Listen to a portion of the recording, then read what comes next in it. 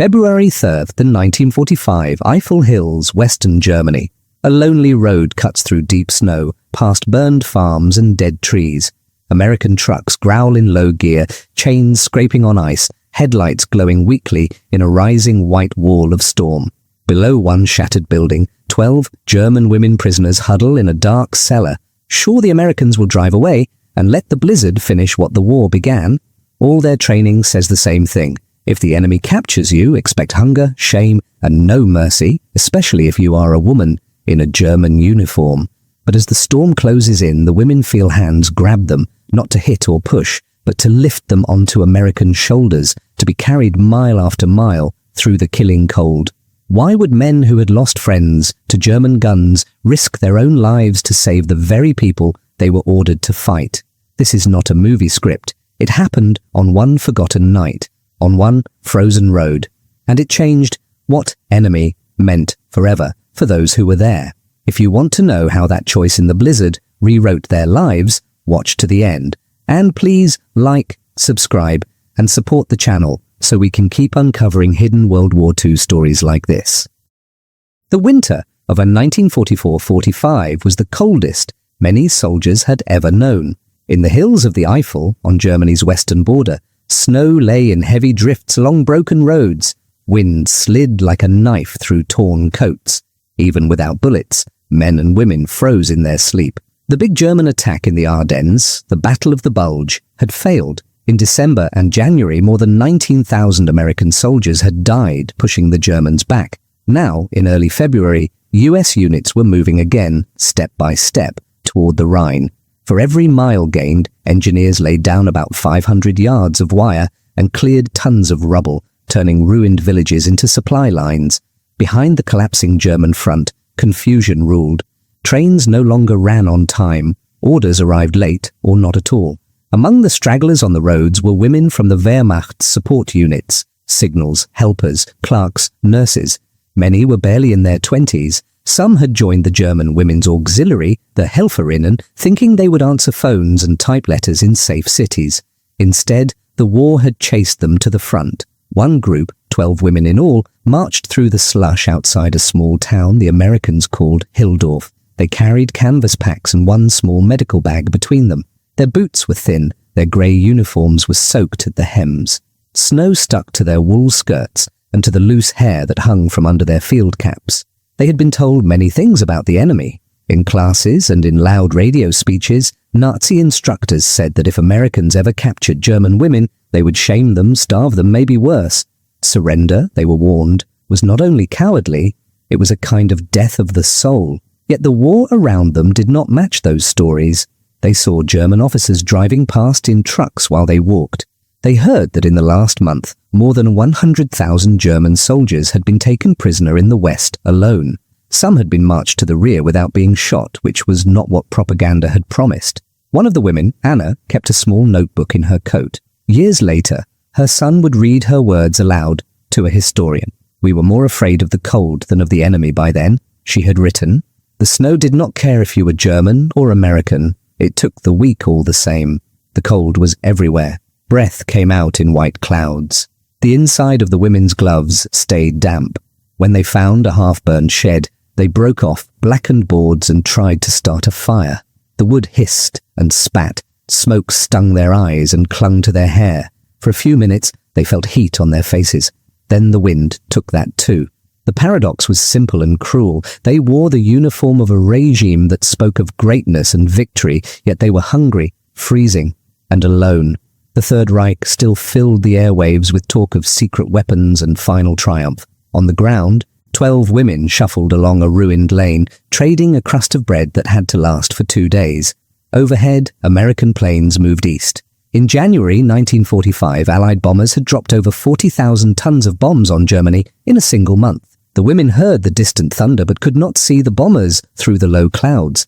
They only saw the results: smashed bridges, smoking rail yards, and villages with more walls missing than standing. At night, the sounds changed. No more engines in the sky, only the distant thump of artillery and the closer creak of frozen trees. Sometimes there was a sharp crack as a branch, heavy with ice, snapped and fell. In the dark, It sounded like rifle fire, and the women flinched. One night, crammed into the cellar of a half-ruined schoolhouse, they listened to the wind outside and to each other's breathing. The air smelled of damp plaster, burned wood, and unwashed bodies. They had one small stove and only a little coal. They argued quietly about whether to keep the fire going or save fuel for the next day. In the end, they let it burn low. Sleep, when it came, was thin and full of bad dreams. We were told we must never fall into enemy hands, Anna wrote. But there, in that cellar, I began to think perhaps the enemy could not be worse than this. Beyond the town, American patrols were closing in, moving from farm to farm, house to house, counting prisoners and checking cellars for hidden weapons. They had weather reports in their pockets, temperatures dropping, snow coming, a blizzard likely within 24 hours. The roads would soon be deadly. The paths of the shivering German women and the tired American soldiers were about to cross, just as the worst storm of the month rolled over the Eifel Hills. At first light, the Americans came into Hildorf. Their boots rang on broken cobblestones. Tanks and trucks growled between half-ruined houses. The air smelled of diesel, smoke, and wet stone. A rifle platoon from an infantry regiment moved ahead of the vehicles, checking doors and cellars. In this sector, US First Army had taken more than 10,000 prisoners in the last 2 weeks. Most surrendered without a fight. A few still hid and shot from windows. Sergeant Tom Miller led one squad toward the old schoolhouse.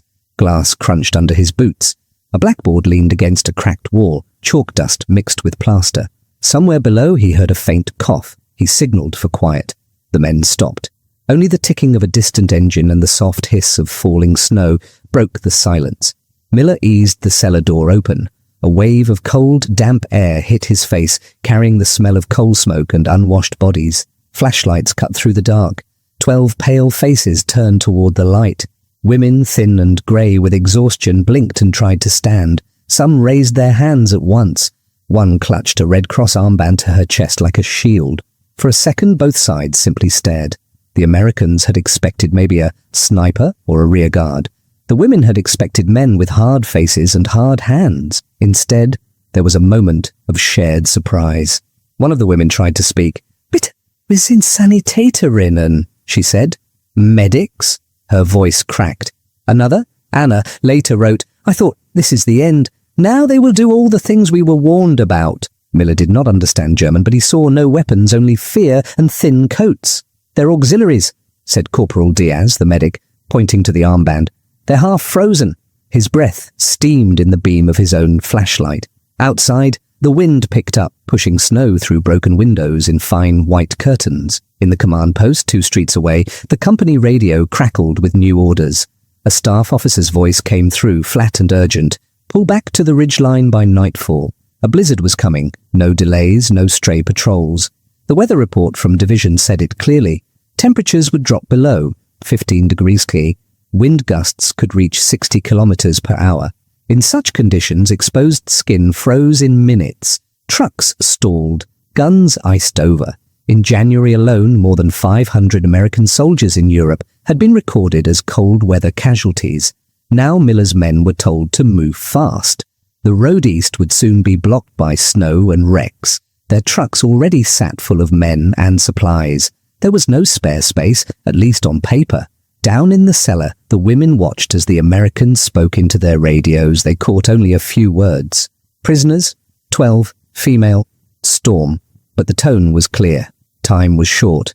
One private muttered, "We can march them to the crossroads and leave them with the next outfit." Another said nothing, but stared at the women's feet. 3 of them had boots so worn that bare toes peeked through holes, purple from cold. Anna wrote, "I waited for them to decide which of us could walk and which would be left. We were enemy soldiers after all, even if we did not feel like soldiers." Here was the sharp contrast on the map. These 12 women were just numbers, POWs to be moved from one report column to another. In the cellar, they shivered, coughed, and wiped smoke from their eyes. The war machine saw statistics. The men saw human being. Lieutenant Harris, the platoon leader, came down the stairs, ducking under a broken beam. Snowflakes swirled in behind him. He felt the cold like a hand on the back of his neck. "We've got to clear this town and fall back," he told Miller. "Trucks are packed. Roads are turning to ice." Miller looked from his officer to the women. "Sir, some of them can't walk a mile, let alone 5. he said quietly. Diaz nodded. They won't last an hour out there, the medic added. Later, Harris would tell an interviewer. The book answer was simple. Move on, let the rearguard deal with them. But when you see their faces, it stops being simple. They brought the women out of the cellar one by one. The grey sky pressed low over the village, snow pricked at cheeks and lashes, engines idled, sending up clouds of exhaust that smelled oily and bitter but promised movement and warmth. A few women could walk, limping, using each other's arms for balance. Others could barely stand. One collapsed as soon as she reached the street, her legs folding under her. Diaz checked her pulse with gloved fingers, feeling the slow, weak beat. Above them, white clouds gathered, thicker by the minute. The first true gusts of the coming storm shoved at men and women alike, making them stagger. Somewhere behind the lines, officers counted miles and hours. Here, at the edge of Hildorf, a small group of soldiers had to decide what those numbers meant for the lives in front of them. The storm was almost on them, and with it came a choice between following orders and following conscience. Snow thickened over Hildorf as men and women waited at the edge of the village. Engines idled, metal ticking as it cooled. The air was sharp with exhaust, cold iron, and the faint smell of burned wood drifting from ruined houses. Lieutenant Harris stood by the lead truck, radio handset pressed to his ear. A voice from battalion repeated the same message. Pull back to the ridge before dark. No delays. The line had to move. Artillery and fuel were already calculated for the next position. Mile by mile, each 2 1-2-ton truck was packed. Regulations said a truck could carry about 25 fully equipped soldiers. Today, most carried closer to 30, plus crates of ammunition and fuel can. There was no line in the manual for add a dozen half-frozen enemy women. Sergeant Miller and the medic Diaz walked slowly down the row of prisoners. Snow squeaked under their boots. They checked hands and faces for white, numb patches of frostbite. Out of 12 German women, they judged 4 completely unable to walk far. 3 more could stand only with help. Diaz pulled off one glove and touched a bare foot where the boot sole had split. The skin felt like cold wax. She won't make a kilometre, he said quietly. Not in this. A private nearby shifted his rifle. We can't carry them all, he muttered. We can't even fit them in the trucks. Orders say move, Sarge. That was the heart of the problem. On paper, war was neat. Arrows on maps, blocks of numbers, plans written in clean ink. In reality, it looked like this. Shivering women with blue lips and tired men trying to match orders to conscience, while icy wind tried to push everyone off the road. Later, Harris would tell an army historian, the legal answer was simple. Leave them in a house, report their location, let the rear units pick them up if they could. But when I looked at them, I knew rear units wouldn't get through that storm in time. Anna noticed the men's faces as they spoke. They argued among themselves, she wrote. One pointed to our feet and shook his head. Another looked at the sky. I did not understand the words, but I understood that our lives were being weighed. The paradox cut deep. These women had worn the uniform of a state that boasted of hardness and sacrifice. Now in the snow, it was the enemy who had to decide how much their lives were worth. Harris called his sergeants close. Snowflakes clung to his eyebrows. His breath came in short, white bursts. Battalion wants us on that ridge before night, he said. Trucks can take the walking ones. That's maybe 5. That leaves 7 who can't handle the march. Miller stared back. Sir, if we leave them and that storm hits like they say, they're done, he answered. We've already taken more than 200 prisoners this week. I'm not about to start choosing who freezes. For a moment, no one spoke. Wind hissed through the bare branches over the road. From inside, one truck. A radio played a faint swing tune, thin and strange in the winter air. We could stay with them, Diaz suggested. Small group. March on foot. Carry the worst off the road if we have to. Catch up tomorrow. Harris did the quick math in his head. Holding back a squad meant fewer rifles at the next line. It meant men he knew by name, Miller, Diaz, Jenkins, O'Reilly, would be out in the open when the storm came. It was risk, plain and simple. But there was another kind of risk, one no report would show. If they walked away now, they would remember these faces for the rest of their lives. I didn't want to explain to my grandchildren someday that I left girls in a ditch because the weather was bad, he said years later. War's ugly, but it doesn't excuse everything. Finally, he spoke. We're not abandoning them, he said. Trucks take the ones who can walk, plus a couple of the lighter cases. Miller, you take a squad and the rest of the prisoners. You'll march behind the column. If they can't walk, you carry them.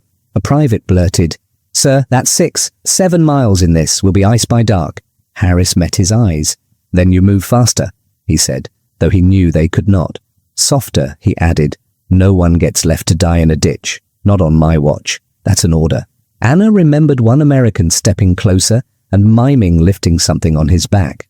"He pointed to me, then to his own shoulders," she wrote. "Only then did I understand. They would not leave us, even the weakest ones." The decision rippled down the line. Men loosened their packs, shifted gear, glanced at the women they would soon be carrying. The trucks began to roll, chains clanking on the ice, taillights glowing red through the first thick curtains of snow. At the rear, Miller's small group and the 7 weakest prisoners stepped off the road and into the white fields, where there was no shelter between Hildorf and the distant ridge, only wind, drifting snow, and a long, hard walk. Then the storm closed in, and talk gave way to action. The storm came fast. One moment, Miller's small group could still see the red glow of truck lights ahead. The next, the world turned white. Snow blew sideways, thick as smoke. The road, the ditches, the fields, everything vanished under a moving curtain of ice. They tied a rope around each person's waist. American, German, American, German. Miller went in front, Diaz in the middle, another sergeant at the rear. The wind pushed at their chests and grabbed at the rope, trying to tear the line apart. The air hurt to breathe. At 15 degrees C with wind gusts of 60 kilometers per hour, the cold sliced through coats and into bone. The soldiers knew the numbers. That winter, more than 11,000 American troops in Europe would suffer frostbite or trench foot. Cold was an enemy as real as any German gunner. 2 of the German women could not stand at all. Miller crouched and let one climb onto his back. She was light, maybe 45 kilos, but in the deep snow she felt twice that. Private Jenkins, only 19, took another woman the same way. Her arms rested weakly around his neck, fingers stiff in thin gloves. Anna walked with help from Diaz and another soldier. "We were like children, between tall fathers," she later wrote. "The rope pulled at my waist and I could not see my own feet when I looked down." The snow swallowed sound. Voices came out flat and dull. Only the wind had a clear voice, a long, rising howl through bare trees and broken fence posts. Sometimes the rope jerked as someone stumbled in a drift. Boots sank to the knee, then to the thigh. Every step was a fight. They could no longer see the trucks or the village behind them. The world had shrunk to the person in front, the pull of the rope, and the white space of the next step. Jenkins slipped first. His foot found a hidden ditch, and he went down hard on one knee, his prisoner crashing into the snow beside him. For a few seconds, both lay still. Diaz felt the rope go slack and shouted, his words torn away by the wind. Miller stopped, and the whole line bunched up. "I can't feel my hands," Jenkins gasped when they dragged him up. His lips were pale, his breath shallow. Diaz grabbed his chin, looked into his eyes. "You're feeling them enough to complain?" the medic answered. "That means you keep moving." Anna felt guilt heavy in her chest. "I wanted to tell the young man to leave me," she wrote. "I was the enemy. Why should he freeze for me? But I had no words in English, only my eyes." The paradox was sharp. These men had been trained for years to kill Germans. Some had lost friends in the Hürtgen forest, only a few dozen kilometers away, where 33,000 Americans were killed or wounded. Now the same men bent forward and used their last strength to carry German women through a storm that might kill them all. They tried to set a rhythm, 50 steps, then a short pause, then 50 more. Diaz checked fingers and cheeks whenever they stopped, searching for grey, numb skin. "Pain is good," he told them. "If it hurts, it's still alive." One of the women began to drift, her steps slowing, her head drooping. She mumbled in German, words no one understood. Then her legs simply folded, and she hung from the rope like a sack. A private behind her swore. "We can't carry another one, Sarge," he shouted. "We're at the limit." Miller looked back through the swirling snow. He saw a young face, lips blue, eyes half closed. He thought of his own sister back in Ohio, just a year younger. "We're not leaving her," he said. "We rotate, 10 minutes each. Drop your packs if you have to." Reluctantly, 2 men shrugged off their rucksacks. Food, spare socks, extra ammunition fell into the snow. The unconscious woman was lifted, awkwardly at first, then more securely over a shoulder. Every 10 minutes, another man took her, teeth clenched, breath ragged. Anna remembered that moment. "They let their own things fall," she wrote. "For us, I did not understand such generosity from those we had been told were animals. Time lost meaning. It might have been 2 hours or 4. The rope, the wind, the weight on their backs, the burn in their legs, these were the only measures left. Some men began to see shapes in the snow that were not there, dark doorways, lines of trees, lights that vanished when they drew closer. At last, Diaz, half blind with ice on his lashes, saw a faint orange glow ahead, not a trick this time. Real light, steady and low. "There!" he shouted. "Light!" They pushed toward it, the line bending, the rope straining. A small stone farmhouse came into view, windows stuffed with blankets, a big canvas tent beside it marked with a red cross. The field dressing station at the rear of the new line. Voices rose from the shadows. Men ran out, grabbed at the rope, took the weight of numb bodies from American shoulders. Warm air, smelling of iodine, sweat, and coffee, poured out as the farmhouse door opened. Miller staggered inside with the woman still on his back, and felt heat hit his frozen face like a slap. Somewhere behind him, Anna crossed the threshold and stared at clean sheets and metal beds, more shocked by this sight than by any shell burst she had known. But what awaited them in that cramped, busy aid station would challenge their beliefs even more than the storm had. Inside the farmhouse, heat wrapped around them like a blanket. A big iron stove glowed in the corner. Wet wool steamed. The room smelled of coffee, iodine, sweat, and boiled cabbage. Compared to the white storm outside, it felt like another world. American medics moved fast. They had done this many times. A small field dressing station like this with only 20 beds could treat 80 to 100 men in a hard day, then send most to larger hospitals in the rear. Now, along with their own wounded, they had 7 half-frozen German women to save. "Get those boots off gently," a captain ordered. Thermometers slid under tongues and into armpits. Normal body temperature is 37 degrees 6. 2 of the women were at 34 degrees, 1 at 32 degrees. Any lower, and the heart could stop without warning. They cut away stiff stockings and held grey, swollen feet in gloved hands. Some toes before anyone else heard about it, and understood how far its echoes. After the war ended in May 1945, the people from that night went separate ways. The American soldiers rode trucks and ships back across the ocean. The German women passed through crowded collection points, long lines, shouted names, the clank of canteens, before being sent to larger POW camps. In all, more than 7 million German soldiers surrendered to the Western Allies in 1945. Among them were several thousand women from signal units, anti-aircraft crews, and medical services. On the big charts at headquarters, they were just part of those millions. Small lines in thick reports. Anna spent almost a year in a British-run camp. She slept in a wooden barrack that smelled of damp boards, coal smoke, and cheap soap. She received about 2,000 calories a day, bread, margarine, watery stew, sometimes jam. It was more food than she had seen in months before capture, but far less than the American 3,500-calorie rations she had watched being handed out like routine supplies. "We had lost everything," she later wrote. "Our cities, our pride, our belief in victory. But in the camp I also lost my belief that the enemy was a monster. That loss hurt, but it was a good pain." Most women did not talk about their time as prisoners when they went home. In ruined German towns, people wanted to hear stories of resistance, not surrender. Former POWs often hid their status. Anna married, raised children in a small flat that always smelled of boiled potatoes and laundry, and put her thin diary on a high shelf. In America, Miller, Diaz, and the others also tried to live normal lives. They joined the millions of veterans who returned between 1945 and 1946, more than 8 million US service members in all. They worked in factories, studied on the GI Bill, taught school, fixed cars.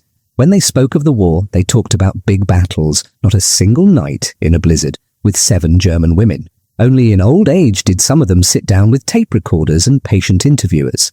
A retired teacher named Miller, hands spotted with age, described the march. "We were supposed to be the conquerors," he said, his voice rough on the old tape. "But out there in the snow, carrying those girls, I felt more like a student. I was learning what kind of man I wanted to be." That line captured the main paradox. They had come as conquerors. They left as students.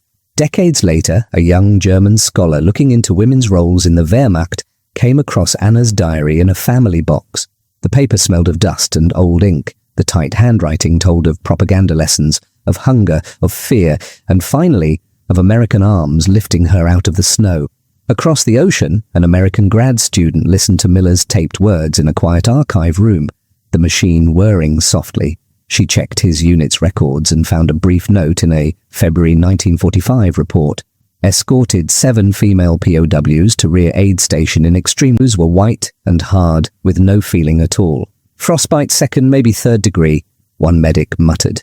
He had seen it on American feet in the Ardennes only weeks before.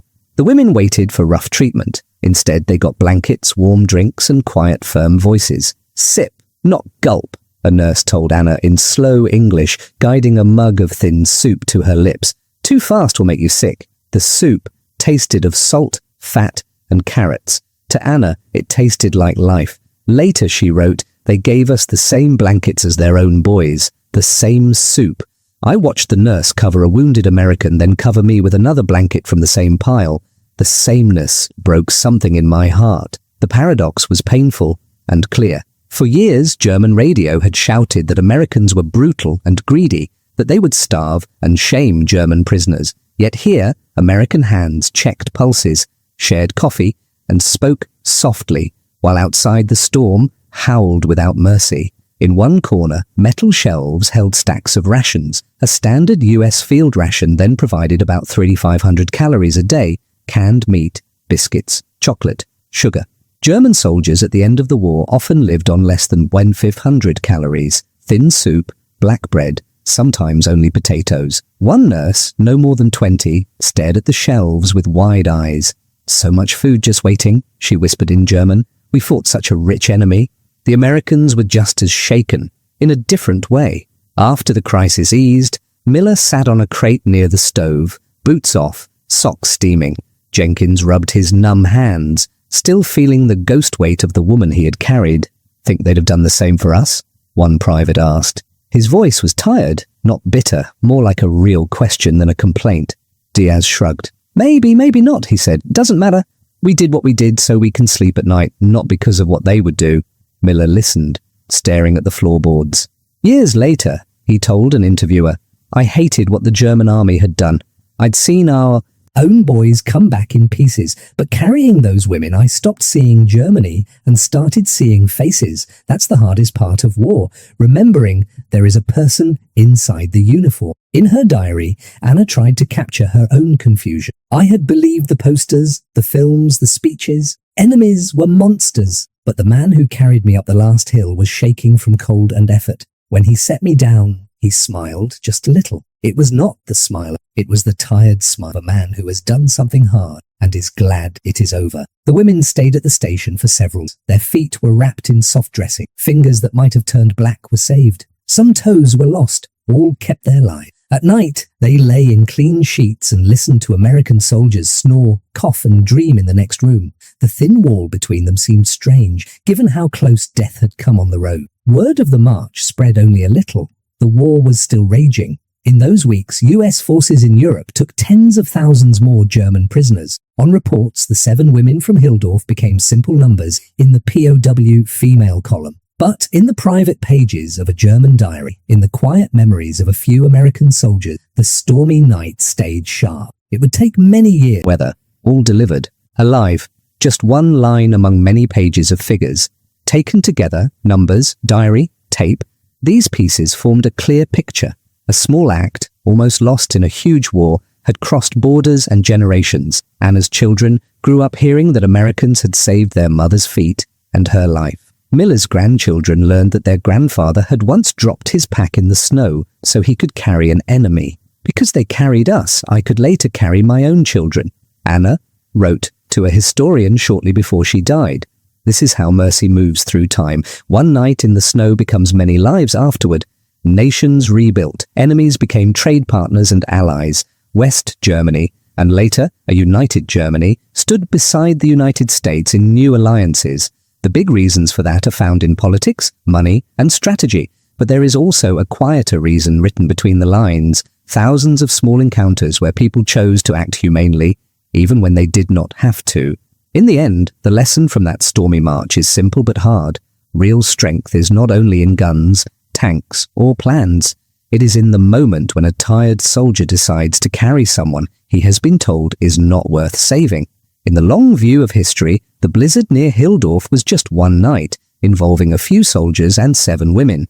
Yet it showed a truth that big speeches and posters often hide. Propaganda said enemies were less than human. Reality said they shivered, stumbled, and hoped just like anyone else. Those Americans could have followed the easy path and left their prisoners to the storm. Instead, they chose the harder road, one step at a time through ice and wind, until warmth and light waited ahead. Because of that choice, lives continued, families were built, and stories were told on both sides of the ocean. In the end, a nation's greatest power is not only in its weapons, but in its will to remember that even an enemy is still a person.